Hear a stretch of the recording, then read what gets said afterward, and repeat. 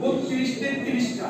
আর আমার ফ্যামিলি, আমার ছোট ভাই ওয়াইফ, আমার আপন চাচাতো ভাই, আপন ফুফাতো ভাই, এরকম কিছু মানুষের কিছু পলিসি আমি গিফট করছি, একটা দুটো করে পলিসি গিফট করছি, ওইগুলোর প্রিমিয়াম আমাকে দিতে হয়। সব মিলে 40টা পলিসি টাকা আমাকে দিতে হয়। এই যে এতগুলো টাকা আমি এখানে প্রত্যেক মাসে প্রিমিয়াম দিই, কোনটা আছে ইয়ারলি, কোনটা আছে মান্থলি, এভারেজে 2 লাখ টাকার উপরে আমার প্রত্যেক মাসে প্রিমিয়াম দিতে হয়।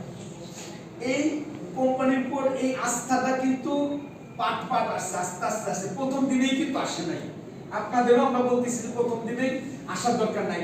এই তথ্যটা আপনাদের সাথে শেয়ার করলাম হচ্ছে এই কারণে, আমার এখানে কোম্পানিতে কাজের বয়স চলতেছে এখন 5 বছর 6 মাস।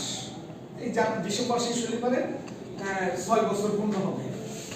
এখন কিন্তু বলতে পারেন যে ম্যানেজমেন্টের আমরা part, as a branch manager হিসেবে ম্যানেজমেন্টের পার্ট আমরা। আমাদের কোম্পানি আমাদের প্রিমিয়ামগুলো কালেক্ট করার পরে কোথায় ইনভেস্ট করতেছে, কিভাবে প্রফিট করতেছে, কিভাবে খরচ করতেছে, কিভাবে গ্রাহকদেরকে দিচ্ছে, আগামী দিনে ঠিক মতো দিতে পারবে কি পারবে না, এইটা কিন্তু আমরা এখন নিজেরাও কিছু হিসাব নিকাশ দেখতেছি, জানতেছি, বুঝতেছি।